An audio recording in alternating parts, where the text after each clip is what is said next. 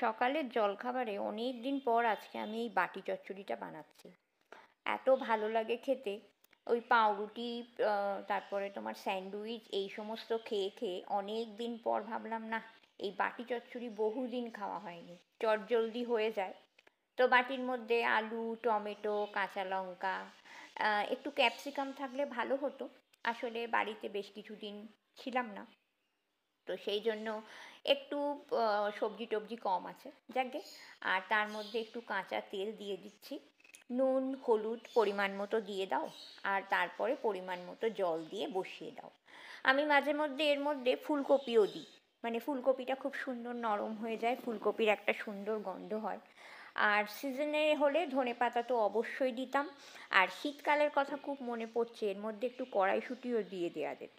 যাকে আজকে যা আছে সেইভাবেই বানিয়ে নিই, খেয়ে নিই। তবে আজকে ভাবছি সকালবেলা আর রুটির ঝামেলা তামঝামে যাব না, একটু অন্য কিছু দিয়ে খাবার কথা ভাবছি, যেটা আমার মামার বাড়িতে খুব চল। সেটা হচ্ছে মুড়ি দিয়ে তরকারি মেখে খাওয়া আর কাঁচা লঙ্কাটা তার মধ্যে ডলে নেওয়া। আমার কিন্তু ভীষণ ভালো লাগে। আজকে খেয়ে মানে বেশ মুখটা পরিষ্কার হলো, বেশ একটা ঝাল ঝাল সুন্দর তরকারি হয়েছে। তো চলো, আবার পরে আসছি, পরে কথা বলবো।